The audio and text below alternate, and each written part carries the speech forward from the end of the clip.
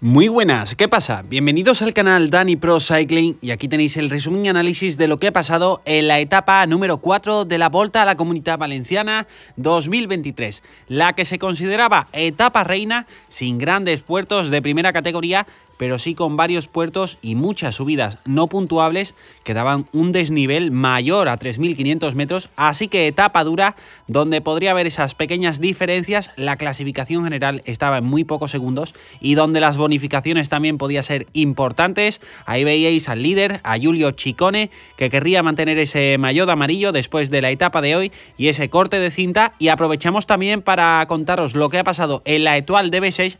Victoria para Skjelmose Jensen, el ciclista del Trek, que se llevaba la victoria por delante de Craddock y se lleva también ese liderato de momento de la clasificación general a falta de una etapa. Aquí el perfil de la etapa de hoy de la Volta a la Comunitat Valenciana. Nos centramos en ese final con esa subida al santuario Cova Santa. Ahí lo veis al detalle. Lo tenían que hacer en dos ocasiones y lo más duro de esa subida eran los últimos 3 kilómetros al 7% de pendiente media. Se daba comienzo, veíamos esas imágenes grabadas de los primeros kilómetros, muchos intentos por formar la fuga del día y se formó una fuga bastante numerosa de un total de 23 corredores. Aquí veíamos ese primer paso por línea de meta, un final que estaba puesto en una rotonda, en una curva, un final peligroso como ahora vais a ver en la parte final, y el pelotón que intentaba controlar el Bahrein, pero muchos equipos con gente en fuga, así que no había mucha colaboración. Y cuando comenzaba el directo, unos 40 kilómetros para el final, y Tims Arensman, el ciclista de Ineos, en fuga, y veíamos por detrás al grupo de fugados, al resto de fugados,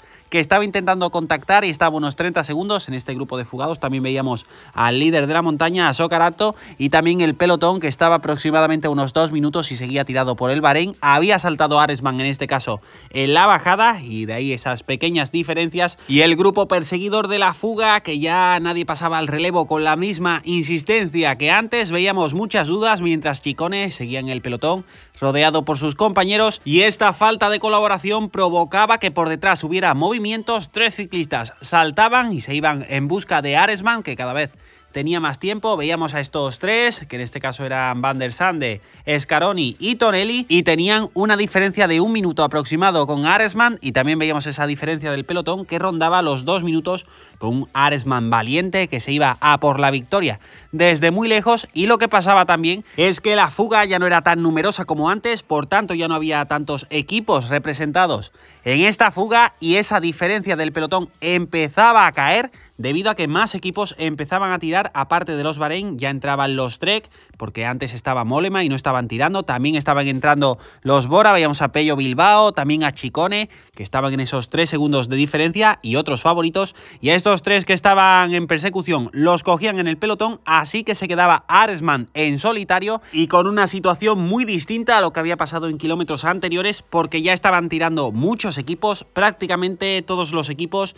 de los que están en las primeras posiciones en la clasificación general, que ya se veían con opciones, y además en una carretera que tenía un tramo que picaba para abajo, pero también otros tramos de repechos, donde aquí el pelotón le hacía mucho daño haciendo esos relevos, y veíamos que esa diferencia se colocaba entre los 50 a 40 segundos, sobre todo en estas zonas donde le recortaba mucho. Llegaba al sprint intermedio, que tenía bonificaciones, cogía el primer puesto, el segundo puesto lo cogía Blasov con esos 2 segundos, y Mohoric cogía ese segundo sobrante que no le podía superar en el sprint, así que Blasov algo más cerca en esa clasificación general.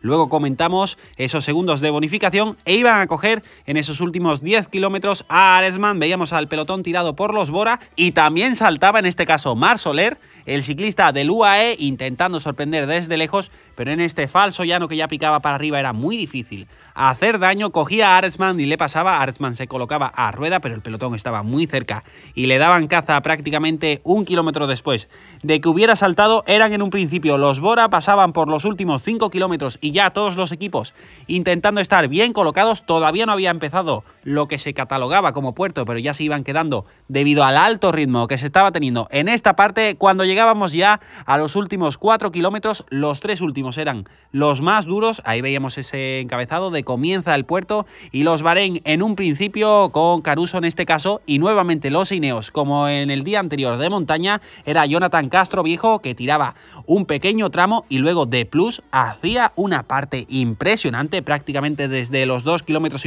hasta casi el último kilómetro con muchísima velocidad, y fijaos cómo llevaba al grupo en unas rampas del 7%, consiguiendo una velocidad muy alta y haciendo que sufrieran ciclistas. Veíamos atrás tanto a Ciccone como a Blasov, como a Pello Bilbao. Veíamos también que en el último kilómetro ya querían entrar otros ciclistas como del 1X, preparando ese final para Charmin, el maillot blanco que lo veíamos ahí atrás. Carlos Rodríguez, el campeón de España, se preparaba para llevar a Thello Geoghegan-Hart. Parecía que le querían hacer ese lanzamiento para él, y veíamos esos últimos metros, gran velocidad de Carlos Rodríguez con Thello Geoghegan-Hart, Mikel Landa por detrás, y veíamos a todos los demás luchando esas posiciones, intentando estar bien colocados para disputar el sprint, que nuevamente tenía una curva a 300 metros, donde era muy importante estar bien colocados para lanzar ese sprint final. Parte final de Carlos Rodríguez, que seguía aumentando el ritmo con Thello Geoghegan-Hart muy cerca a su rueda. Llegábamos a los últimos 300 metros, esa curva que hemos comentado, y nada más salir de esta curva era Thello Geoghegan-Hart el que saltaba 100 metros para el final. También Goal por detrás intentando adelantar, Blasov y Ciccone, y finalmente victoria para Thello Geoghegan-Hart, que alzaba los brazos, pero rápidamente tenía que volver